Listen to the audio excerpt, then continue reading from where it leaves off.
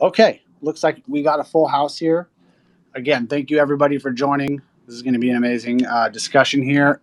Everybody's been really excited about the Shrapnel trailer launch this week, and we're looking forward to diving in and hearing more about it and hearing more about what's coming next. I'm Kyle here, running social and content for Avalanche. Really excited to kick things off. So why don't we do a quick round of intros and then we'll jump in. So Calvin, we'll go ahead and start with you. Sure, Calvin, head of BD at Shrapnel. So I take care of everything crypto-related, Web3, and business developments. My background is in traditional finance. Got my chops in Wall Street, investment banking, hedge funds. Started in crypto maybe 5-6 years ago. It's been a blast ever since.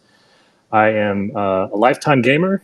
I have not developed games like some of the like Don or some of the others on the team, but here to support everyone on the corporate business front. Awesome. Thanks for jumping in. How about you, Tony? Let's go ahead and do a quick intro. Hey, nice to chat with everyone here today. I've just recently joined the Shrapnel team in the last week or so. Spent most of my career in video games, working at places like Nintendo and Amazon and EA Sports.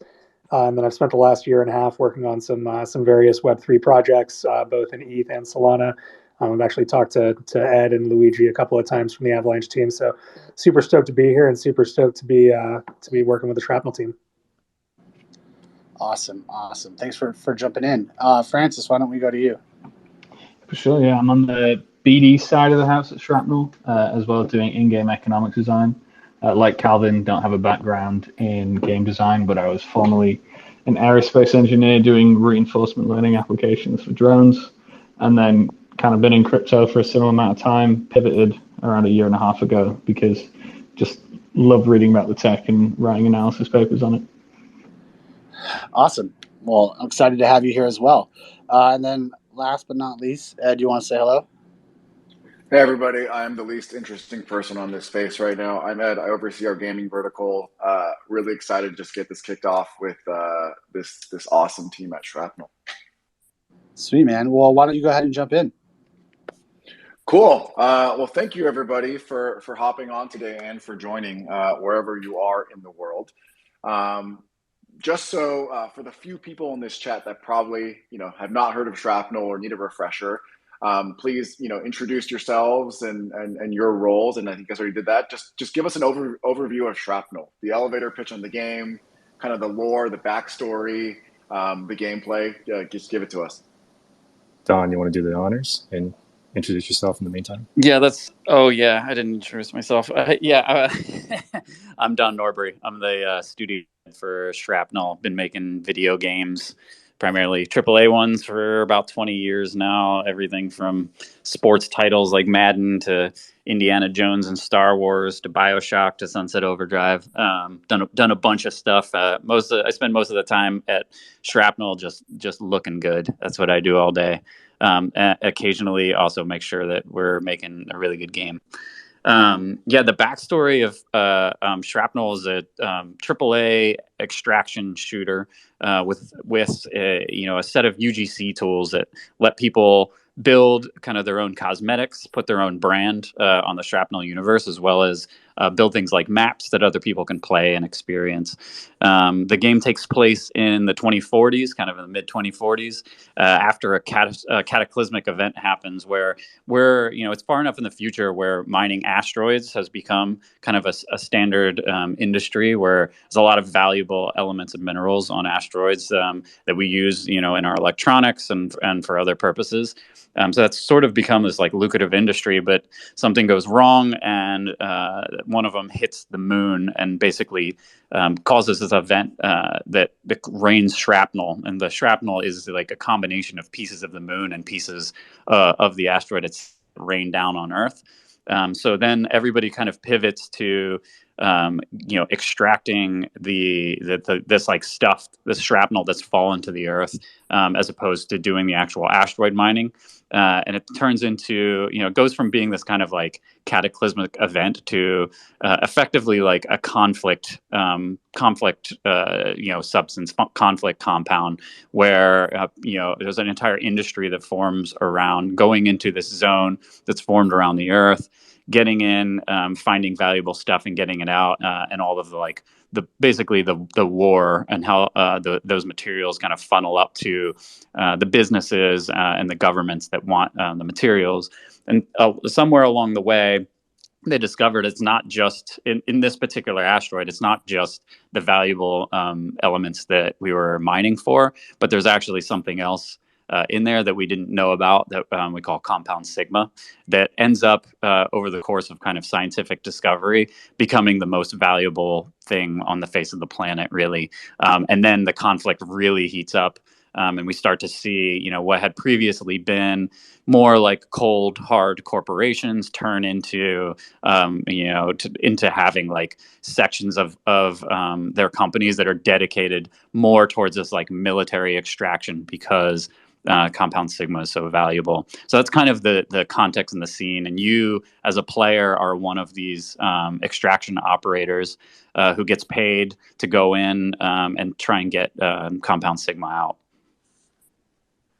That's awesome. I feel like you laying the stage for this lore just seems like we're going to watch like some series on Netflix or Apple TV in a couple of years. Not to put any pressure on you guys. Yeah, the thought had occurred to us. Never say never. Yeah, awesome. Well, not to put you guys in a box, but I get asked this question a lot, and I'd rather hear it from you guys than me try to come up with this. But how would you best describe the gameplay? Like the weapons, the shooting, like the movement mechanics, as well as like the overall genre? Yeah, I mean, the genre is extraction. So think Escape from Tarkov or the Dark Zone from the Division. So when you go in, you decide what you bring with you in terms of a loadout. You can lose that loadout. Somebody can kill you and take it, off your corpse, and then extract with it. So that is the nature of the actual genre of the game. It's not focused around a singular extraction. There's sort of a story that gets told over the course of each session, where different types of players who have a different appetite for risk will decide to extract at different periods based on that appetite. So people who are earlier in the session, there's less risk. And the more wolves are going to stay in longer and longer and be attracted to different parts of them. And then, with the culmination of the people who have the highest appetite for risk sticking around to the very end. In terms of the feel and play of it, we did. I would say it's realistic, but not unwieldy, right? So when I think of a game that's in the unwieldy space, it's something like Arma. And then when I think of the kind of super arcadey version, you're thinking like Call of Duty, where the guns are effectively squirt guns that happen to shoot bullets. Is kind of the space that they're in. We're a little bit in the middle of those notions. We even ourselves as a team have done training, with like Navy SEALs, and done like movement training and shooting training, and seen all of the things that you think about and how you evolve over your training as you get better, and all the things you think about. So we want to incorporate some of those pieces for authenticity, but ultimately you're playing it with a mouse and a keyboard or a controller, and it has to be fun and feel good those ways. So, you start to introduce more and more snappiness, and make your way a little more towards that Call of Duty. It just feels good and is fast, and you don't feel like you're waiting around for some animation all the time. So I would say, we in terms of the movement and groundedness of it, I guess something in the Battlefield space is a good place to compare. Every game has their own pedigree and their own feeling. So I'm cutting our design team short by even trying that comparison. I would say the other piece that differentiates it, though, and you saw a little bit of this in the cinematic trailer, is the Sigma and what it does a little bit, as well as the kind of gadgetry that you have, because it takes place in the future. We use this paradigm of like 70% familiar, 30% future. It's kind of like a Neil Blomkamp aesthetic, where it's familiar enough. You can tell like what that thing is and where it came from, but there's also this other stuff that's like hasn't been invented yet. Maybe you wouldn't know even what it does until you see it used. So certainly like pieces of that and interesting ways that we can use that are also kind of a unique kind of shrapnelized part of the game. And we work with our, we have Navy SEALs as our advisors, and they're great at being at the forefront of military technology. And so we can bounce ideas off of them and be like, is that ridiculous? Is this feasible? Would you want this? What do you like think about in these situations? So we give it that groundedness, but still like keep it fun. Nice. I think you've just excited all different groups of people listening who have played, whether it's Arma or COD or Battlefield or anything else, and you're putting your unique spin on it. It's exciting. And it's a perfect time to transition to talk about the trailer. We first did a space 5 months ago, and a lot of that stuff was hush hush. And so I'm just going to ask a bunch of questions. And if you're not allowed to talk about it, I think we should just blame Calvin like always. So, you guys dropped this trailer. People were super stoked this week. It's a beautiful trailer, right? But I will say, I think people are really used to seeing these super sexy, like action-packed trailers. And then when the game launches, they hop in, they're like, this is nothing like what I watched. Like, why did I get so excited for that? But this time it's different, right? So can you explain like why and what's exciting about this trailer? You obviously shot some stuff outside of it, but also like some of the in-game stuff, and just talk about why it was such like a cinematic feat.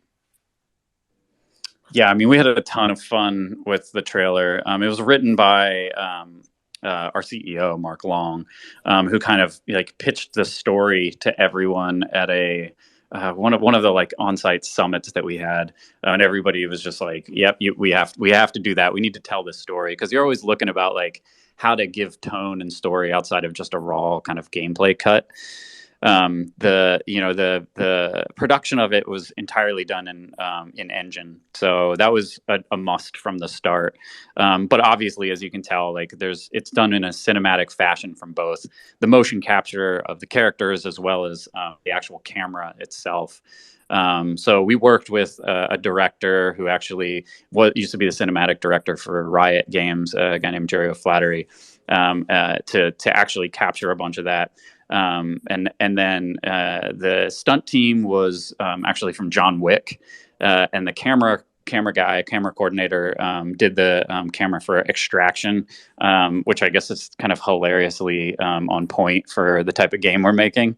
But it was a movie, the Chris Hemsworth movie, where they also did a single shot, like a really long single shot. It was like 11 minutes or something, where the camera never cuts away. And sometimes people notice, certainly like more film buff people notice for a trailer like ours, that the entire trailer is done as a single shot as well. Like the camera never cuts. So that was kind of important for selling, filmically the kind of tone and action that we wanted. And certainly like the story is the overarching story of an extraction for a player. And of course at the end you realize that like your player is not actually the player that you've been following this entire time, but it is represents the finding of Sigma, the like conflict and contention of everybody wanting to take it from you as you're just trying to get out with it. So it was a great experience. We got to do it all in Engine, and we got to have a lot of like look dev about the way the game looks and what we can achieve in Engine, from kind of like materials and lighting and motion. And then we were able to like actually play some game sessions in that actual environment, like in the trailer environment, just to make sure that we could. Yeah, I may or may not have seen a sneak peek of some of that stuff, which is crazy exciting. So you've obviously shot some of this in real life. You also mixed this in with some in-game stuff. Just watching the trailer probably for the 100th time before this space, I saw some pretty cool stuff. You got the drone helicopter vehicle, the shield that the hero uses, obviously like weapons. Are these all things that are available to play in game? Like, can you talk about what parts of gameplay are represented and what were like in-game assets that were used? Yeah, for sure. I mean, most of those games are so in games you have like high what we call LOD, which stands for level of detail items that are used almost exclusively for cinematics. A lot of the most obvious version of this is when you see like high fidelity facial animation.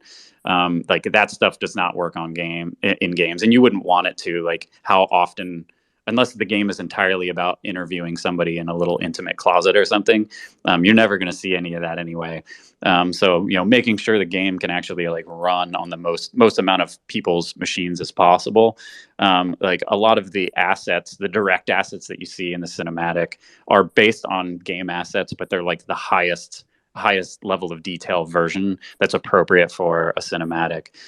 In terms of like the stuff you can do, though, is absolutely reflected in the cinematic, and kind of inspired by game mechanics. Cool. When you guys posted the trailer, and I think it's featured up top here in the carousel, but so you say the world is yours. Play it, build it, discover it. I think the play it is very self-explanatory, but can you talk more about the build it and discover it aspects of Shrapnel? Yeah, for sure. I mean, the build it is critical for us. For us, like the success tipping point of Shrapnel for realsies. They're the first version is like it's a great sticky game and everybody loves it and they want to play it. But the real internal tipping point for us is we've passed that point, but then the majority of the time people are spending in Shrapnel playing on maps, playing with specific pieces of content, is actually community content, right? That like when we reach that inflection point and the community is like outpacing us and making better stuff than us, that's when we know that we have succeeded. So everything we do, when we look at kind of like the internal pillars even of the different parts of our studio, like that's always a resounding philosophical pillar for everything that we do. So the build it is referring to literally like the community is not just as much a part as we are, but eventually should be like, our entire job should be relegated to just making tools better, making, better like seeded content and templates that other people can use to just expand how much great content is out there and what the community can build. So that's definitely the build it pillar. Discover it has a kind of a couple different meanings. As we evolve over time, like Shrapnel will be a changing over time universe with large portions of the world and the story and different characters to like uncover. And there's a big story, like transmedia story that Mark Long is kind of our CEO is like the shepherd of. He loves like big narratives with interesting characters. So a lot of that discovered is going to be, and you can see a little bit of this with the comic books that we've released, right? We're telling these kind of parallel stories that are super interesting that people can get into and kind of understand the world a little bit better. But the other part is also just content discovery, which is when people are making all this content, it doesn't just magically appear in front of your face. There's a whole process you have to go through in order to find content that appeals to you, or for the best maps to surface to the top. So we've put a lot of thought into not just like how this might work, but how it works in a proper like blockchain token incentivized economy, really. So how do we get people to vote and put their weight, right, like stake their token effectively behind content they think is good? How do we allow them to be rewarded for finding good content? And how do we do that in a way that's kind of like mitigates abuse, where it's not just people like paying for performance. We need to be able to prevent that and actually make it so they're legitimately finding good content. They're disincentivized from just trying to like pump something that's terrible, and create a like content discovery service that's intertwined with our token and our reputation system and the community at large. Yeah, so I definitely knew about like the map piece, right, where you can create maps and discover them and play them, and those map makers can get incentivized to do that, which is all really cool. do I hear correctly that you're also going to have the ability to customize other assets in the game, like weapons, skins, like things like that? Yep, absolutely. And that'll start, the fundamental pieces of that, that we like. I mean, we have a bunch of this already. The fundamental pieces of it start with, the lowest level. When you think about like building a skin or a brand, right? The lowest level, that's like sticker sheet editing effectively, right? It's like a livery editor from Forza, where you're kind of manipulating layers and colors that expands into material expressions that you can apply to stuff. And basically everything is mintable, like ownable, tradable. And as you like start from those fundamental levels, you start to like build an arsenal of the like lower level stuff of these like cool engrams and brands, as well as cool sets of skins, and cool like patches and adornments that you can put on your character. So yeah, that is like cosmetics is also obviously like an enormous part of what we're doing. Super hyped about that.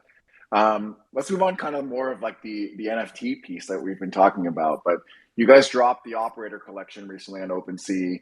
I'm assuming that the collection that you have there represents some of the in-game playable classes or characters. What does that unlock in game? How are you guys having fun with the lore intertwined with that?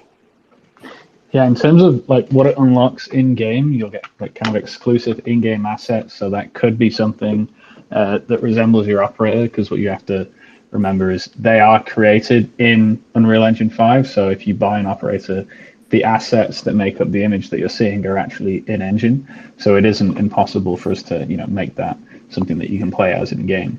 And then in terms of the other kind of stuff that you'd get access to future token airdrops. Potentially something to do with the token sale. You'd get early access to the gameplay, giving us feedback on various factors of the game, whether it's the creation section, the gameplay itself, as well as sneak peeks within the Discord. That's also something that Echo Company gets. We dropped a comic book collection over 5 weeks, which is on Avalanche right now.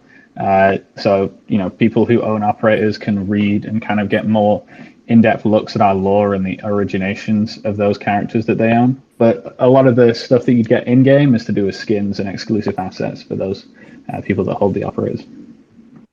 That's cool. I also read kind of the Hypebeast interview that Don and Mark did, which is already super cool. But in it, you guys talk about the ability to strategically combine and craft different pieces of gear. Like, how does that overlap with kind of the blockchain element and the NFTs and the ability to like build your own weapon, if you will? You want to take that, Francis? Yeah, for sure. So one of the things that I think at least I'm proud of, and I think most of the team is as well, is everything other than bullets and consumables will be NFTs. So when you consider a weapon as kind of an individual thing, it's actually made up of multiple kind of smaller NFTs known as components, which allows you to kind of get really creative. Obviously, we're not going to allow you to mix something that's meant to be for a pistol with an assault rifle, but there are some mix and matchings that you can do. But the actual weapons themselves will be things that you can break down and craft them into something that is more suitable to your play style. So you can take a base weapon that we've got and mix and match the muzzle, the receiver, all of that kind of stuff to make it into something that is unique for you. And then, there's tiers to that as well, because different things have different value. And then you could mix and match items from, tier 1 and tier 2 to kind of create something that is at the worth and kind of value that you want to put at risk. So there's lots of ways that you can customize your entire loadout to make it something that fit for you. Yeah, and just adding on to that, this leads to some pretty interesting scenarios where there's a lot of different combinations and permutations of guns you can create. This could potentially lead to full-time jobs where people are just adding value to the platform by customizing builds and building a brand around that and just literally selling that customization to other people. Yeah, not to get too nerdy on the maths, but if you have 5 different components and like slots, and then 6 components per slots, that's over 15,000 combinations that you can make. So you can imagine how big that kind of gets. Yeah, that's super cool. I think about something like the Steam Workshop, where there's probably hundreds of thousands of different items that people have created, but there isn't a really good way to get rewarded for that. So you're doing it purely for passion. But to Calvin's point, I think, or Francis, where there's a world where if you hit scale here, people can make a really good living just playing the game and designing for the game that they love, and it's got that flywheel. Super exciting. Um, in terms of the Web3 experience, like this game is obviously catered to everybody, right? You want as many just like core FPS players as possible. What does the Web3 experience look like? Like how are you avoiding Web2 users burnout or getting lost and having a bad taste in their mouths about the on ramp, which we've seen with other games? I think the best way to do that is introduce things as late as you need to. So, for example, when you come into the game, like on the subnet, one of the things that allows us to do is have a custodial wallet solution in place so that if you don't have a MetaMask or Trust Wallet or whatever people decide to use, they can just sign up with an email and password. We'll make something in the background for them. We don't have to tell them they're on chain, so there's not that, oh, I don't like Web3 feeling for some of these Web2 users. They just feel like they're playing a regular game.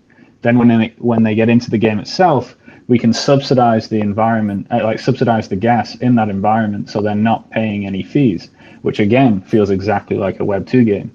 So you're really just creating this really smooth UX that they're so used to in Web2 and allowing them to use that in Web3. And then, later down the line, when they've maybe accumulated $50 worth of NFTs, you turn around and say to them, hey, if you want to, you can convert to being a Web3 user with the MetaMask and the Trust Wallet, custody your own assets type of thing, when there's enough incentive to do so. So they're not turning around and leaving the ecosystem because you're adding that layer of friction, but you're adding an incentive for them to go through those layers of friction before you actually onboard them as a true Web3 user.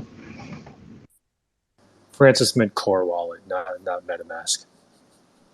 Nice. This is all built in Unreal Engine 5. I know the team has relationships with the team there. So why this is a bit random, but why choosing Unreal Engine 5 and what does that unlock for you as the game developer and what are the benefits there?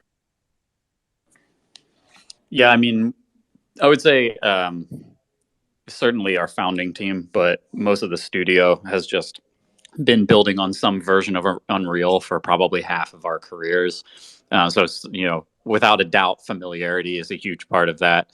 In the latest kind of incarnations of Unreal, where the engine has now become a first-class citizen, and as opposed to in the past, the Unreal Engine had kind of been whatever Epic needed to build for whatever game they were making at the time, and then there were some extra pieces thrown on top, but now it's it is like a legitimate does everything type of engine.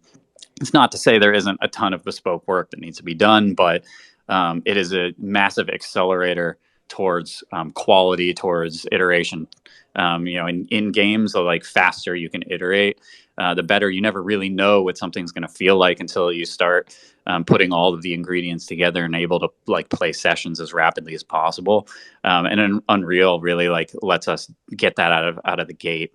It also, and this isn't just an Unreal thing. Unity to a certain degree has this as well, but in general, like an engine like Unreal gives you standardized middleware options as well, right? All these other companies are building things that seamlessly integrate with Unreal, that they have Unreal partnership support status, which means they have like SLAs against Unreal Engine updates, during which they have to release something that is ensured to work within that window. And when you're building something big and complex like a AAA game, all of those dependencies matter in terms of how quickly you can release updates. Again, like how quickly you can iterate, and really like how bug free you're going to be, how enjoyable an experience it's going to be for the end users. Cool. I want to now move on to kind of the community piece. I know that's always been a big area of focus for the team. And let's start with kind of the homegrown community on Discord. It's up to over 29K operators in the Discord. If you're not in it, go check it out. But you guys have this like very vibrant community, and every time I check in, like the chats are really active. So how have they played a role in the dev process here? Any really cool like anecdotes or anything of how like the community has really helped or jumped in and played a role in this whole process? Yeah, I mean, the community has been great.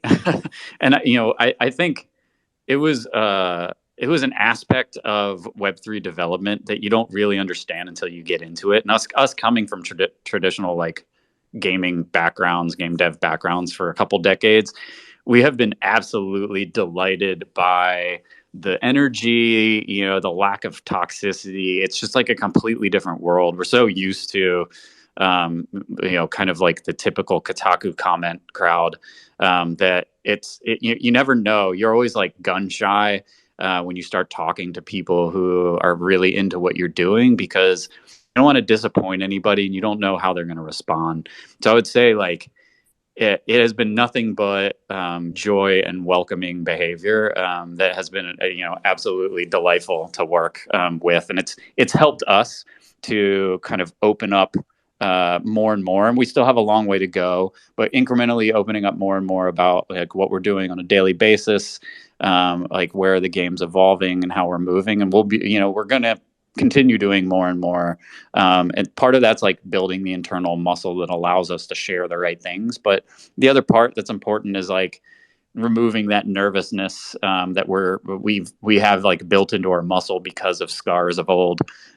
So yeah, we like love both the kind of behavior and the way people respond to us, but also when we engage the community on things like like voting on assets, or we were doing like art contests and writing prompts and everything, and then kind of like like judging them and then reading them back to the community, like the top 10 winners and stuff like that has been it's been like a fantastic set of people who have a lot of them are very creative.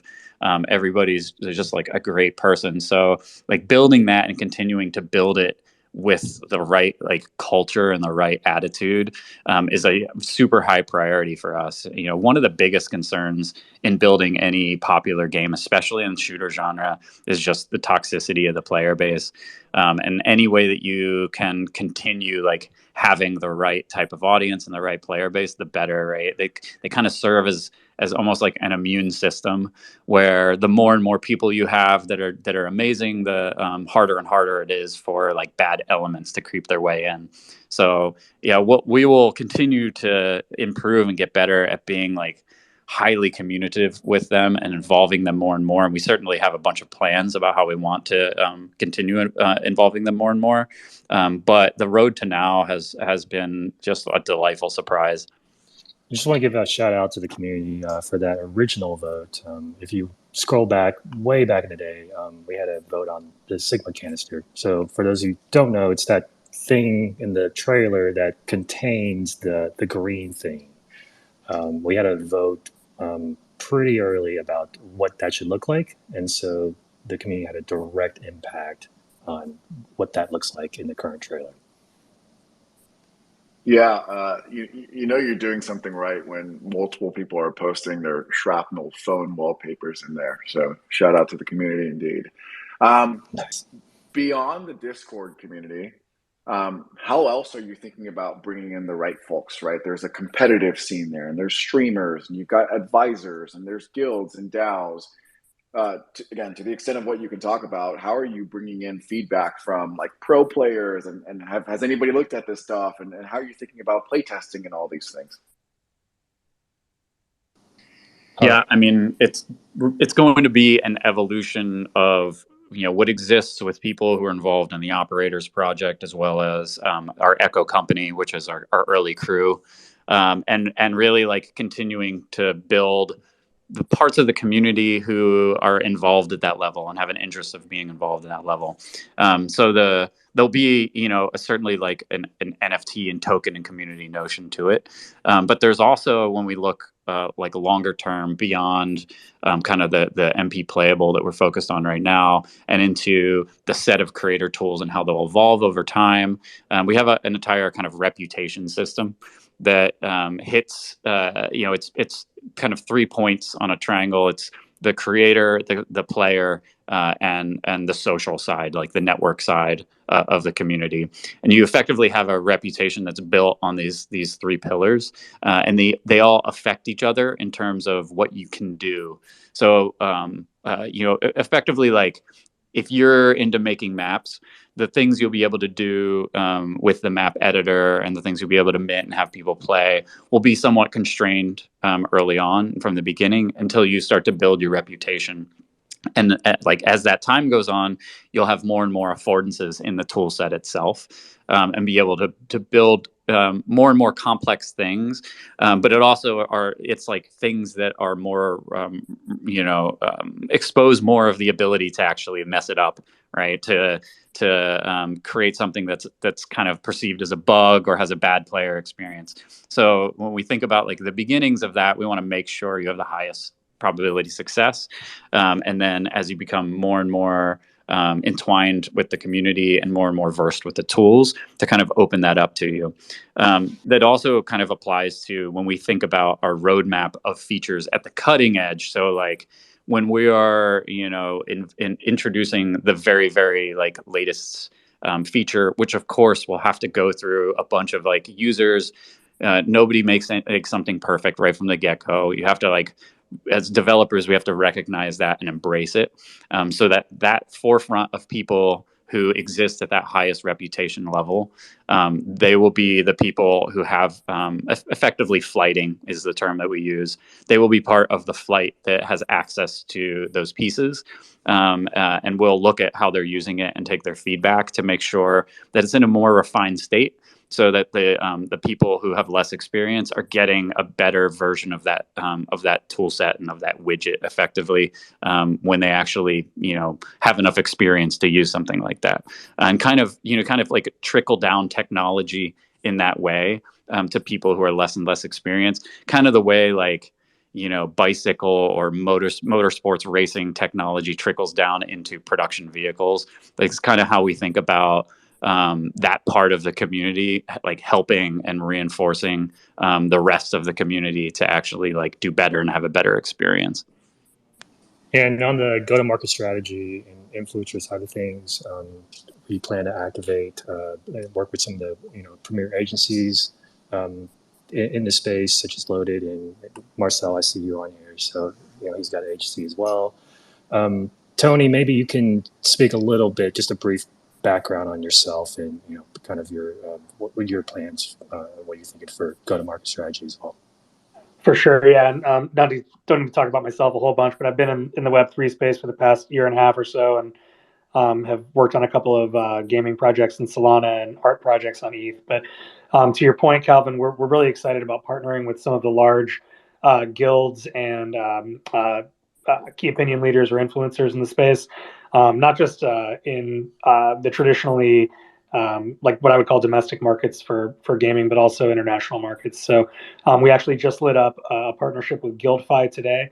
So folks can go to the GuildFi website and become a GuildFi member and engage in some Shrapnel content in exchange for points within the GuildFi system, and then they can exchange those for Steam credits or Steam gift cards. Similarly, we're running a giveaway right now with Snack Club in LATAM, and we'll be lighting up some promotions with folks like Every Realm and some of these other large guilds and gaming groups in the space. So just really excited to be reaching across the Twitter aisle, if you will, and meeting folks from different protocols and different platforms, and really just working together on how we bring both our game and really Web3 games in general to market. Very cool. I forgot to ask this earlier, but is Shrapnel meant to be played mouse and keyboard controller? I know there's this ever ongoing debate between the two different sides, and it gets bloody. It is bloody. I mean, if you want to get extra bloody, you can start talking about if you play controller inverted or regular on the vertical axis. And aim assist too. Yeah, exactly.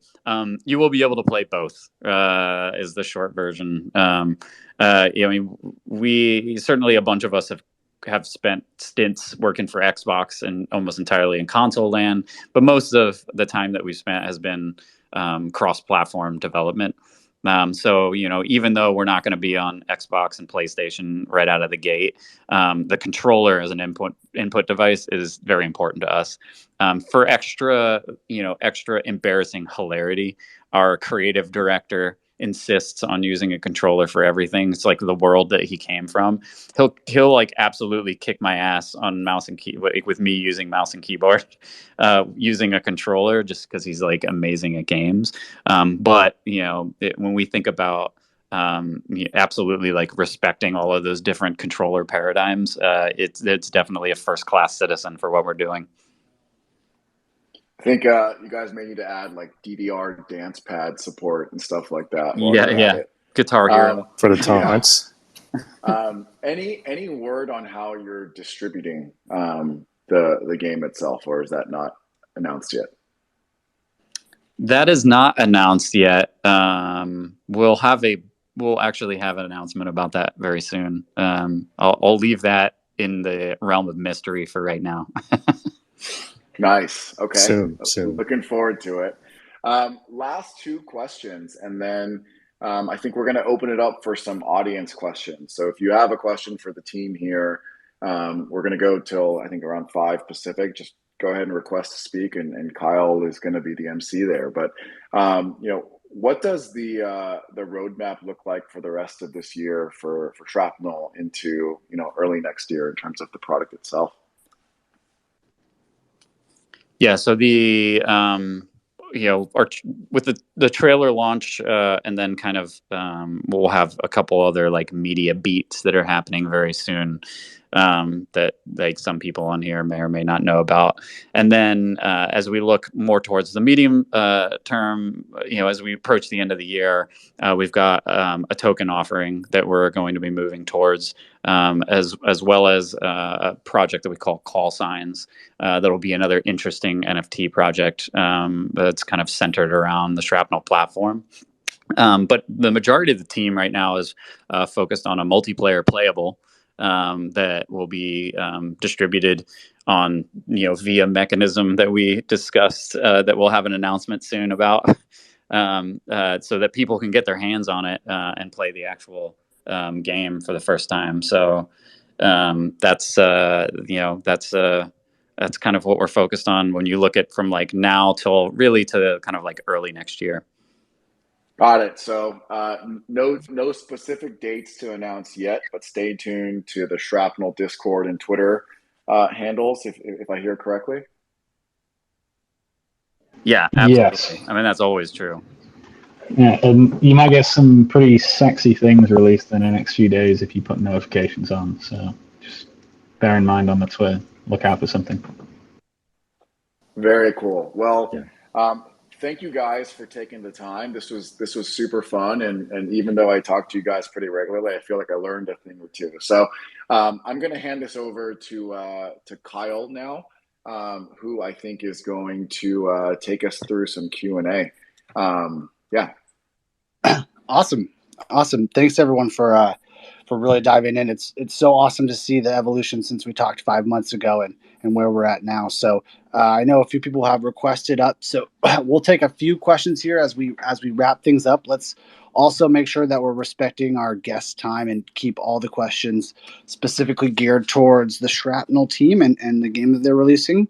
So I'll call people up one by one, and then we'll try these out. Okay, so the first one we have up here is Miss T. Go ahead. Go ahead. I think you're still on mute. Oh, I wasn't sure if you were talking to me. I wasn't up here yet completely. Hi, thank you so much for having me. I really appreciate it. I really like what you guys are doing. I was just discovering you guys earlier today, and I'm a fan of FPS games. They're really cool, highly addictive. And I think crypto gaming is a great way to onboard Gen Z into the space. So I just wanted to ask you guys. I'm doing my own research right now. I see you guys are in phase 1 of your roadmap, and I know there's no announcements or no dates, as you guys just said, but when you guys plan to go live, are you guys going to be free to play? What's going to be like your entry like coming into Shrapnel? So we will have obviously kind of NFTs that cost money, but the game itself is something where we don't want any barrier to entries like that kind of existing. So the way we're looking at it is what we call free to play 2.0, where we give you the chance to play with assets that actually have value. So you can go into a session with loot that would have been seeded loot. So that loot effectively would have existed within the game anyway. We just give it to you and allow you to wear it on your persons, which in a sense is not adding any inflation to the game that we didn't intend. So you get to use those assets. If you extracted them alive, they will be untradeable unless you play another game loop where you're putting them at risk again. And then once you take them out again, you'd be able to sell them onto the market if you successfully did that. So yes, we have a free-to-play mechanic within the game, which means that the game is accessible to everybody. Awesome. Thank you so much. I really appreciate it. Yeah, It was nice great to meet question. you all. Thank you for joining. Great question. Let's go to the next one was Crypto Kinder. Here we go. All right, go ahead.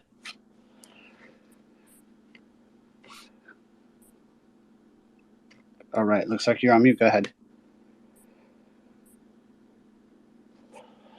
All right. Crypto Kinder, are you there? Oh, yeah, I'm here. I'm sorry. I didn't hear you call my name.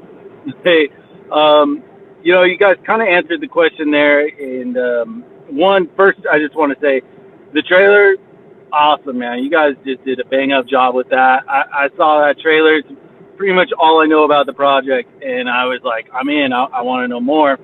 Just want to get your ideas on, what kind of unique and additional values you're going to be able to bring to the game by having the blockchain added to it or as a part of it.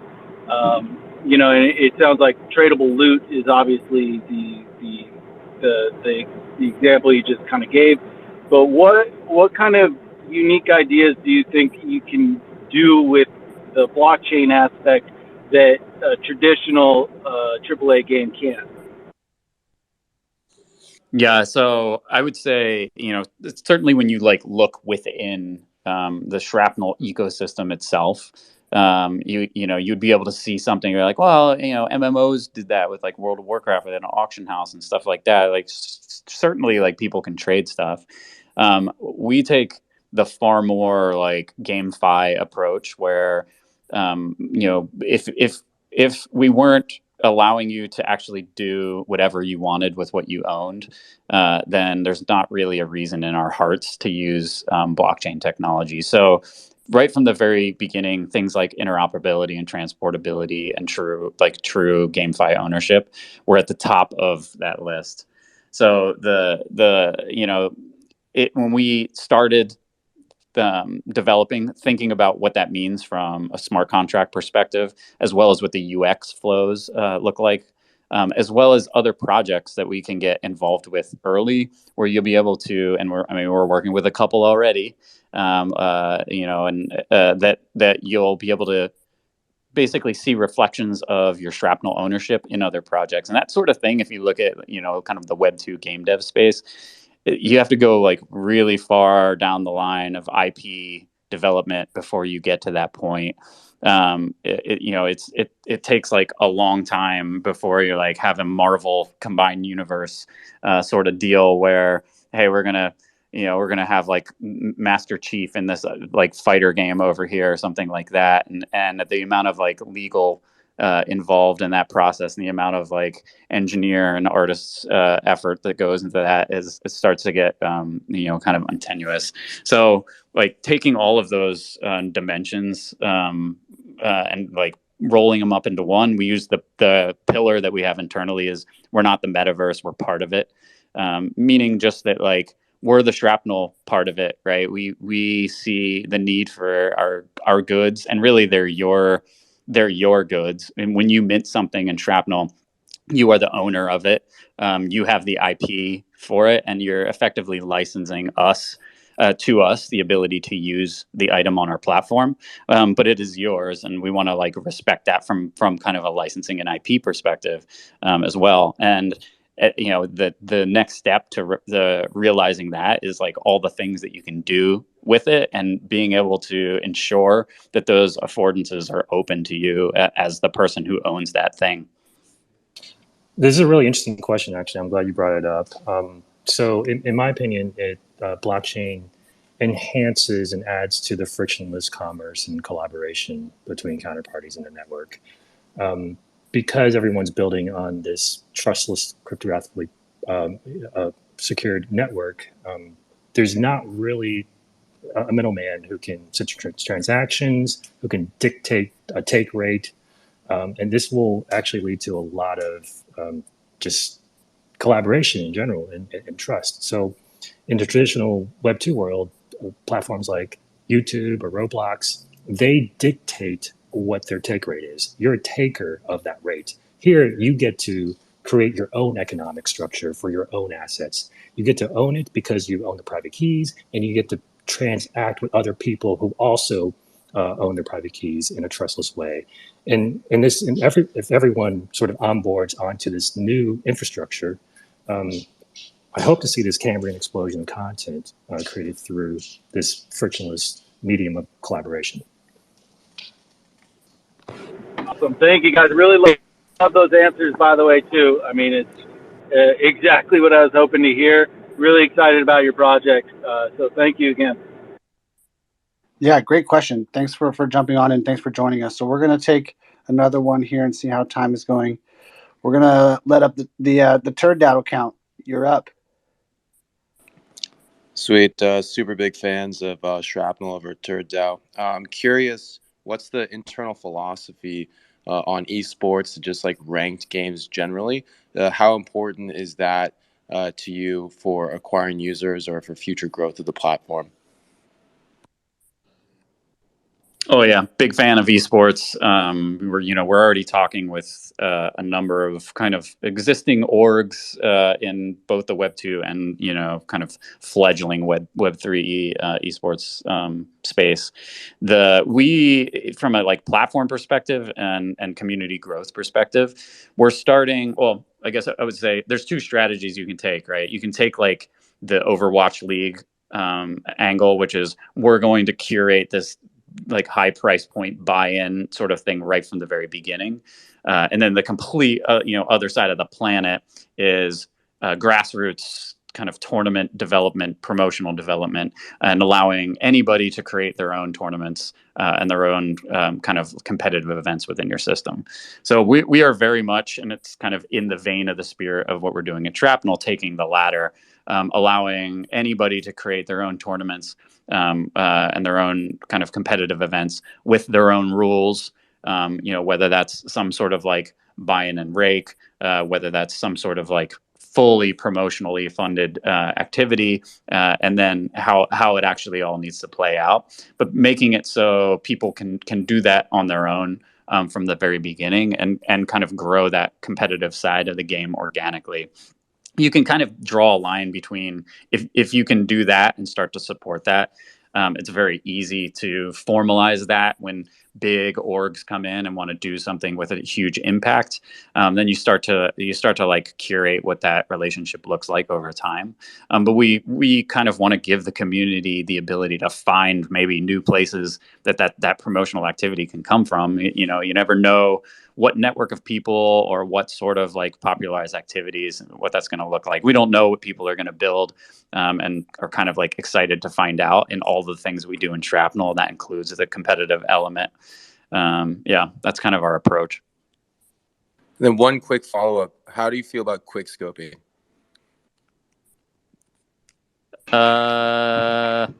Fucking love it. Did Francis say he loves it? That's it. Yeah, I did. Yeah, I was gonna say I feel like I'm gonna start another war. This is gonna be I used to love trick shotting back in Modern Warfare 2. So. Yeah. All right, thanks guys. Thank you. Really appreciate it. Awesome. Thanks for the awesome question. So we got one more here. We're gonna pull it up. Gazillionaire, you're up, and then we'll wrap things up. Unless we have time for one more. So go ahead.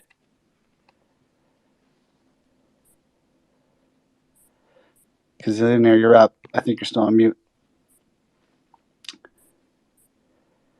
All right, let's go to the next one, Hanks. Let's go ahead with you.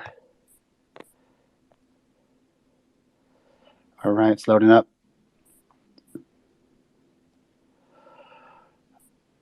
All right, trying to get Hanks up here. But in the meantime, thank you to the Shrapnel team for joining. It's really exciting to hear all the latest developments, breaking down the trailer and the gameplay. So Hanks, go ahead. You're up. Oh yeah, it took a second. I was rugging. I Yeah. just wanted to ask them, like, are y'all gonna do name reservation? Can we get our names reserved before the game comes out? Oh, that's a spicy question. Oh, I know it is. I know. How about for NFT owners? How about for that?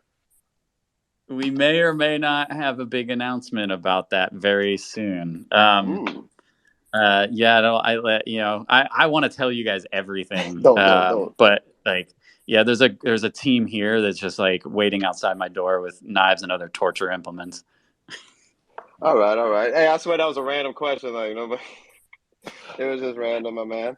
All right, I'm gonna leave y'all alone. Y'all have a good day. Yeah, I will say, even though it was a random question, it's very on point and relevant within these halls. Yeah, I want. I'm not gonna say what I What want. But... gamer tag do you want? Oh, yeah. What'd you think? Hanks. Of course. Are you gonna put the TM at the end? If y'all allow it. Perfect. All right, man. Y'all have a good one. Awesome. All right. Hanks. Thanks, Hanks. Appreciate it. All right, so we're going to wrap up here. I know we're up against the time. Thank you again for everyone who joined us. Really excited about what's coming up with Shrapnel. We also wanted to let you know, as today is also a really special day, we just launched the Avalanche Gaming Twitter account. So go ahead, you'll see it here in the co-host. We also dropped the initial launch thread here at the top of the spaces. Go give it a follow.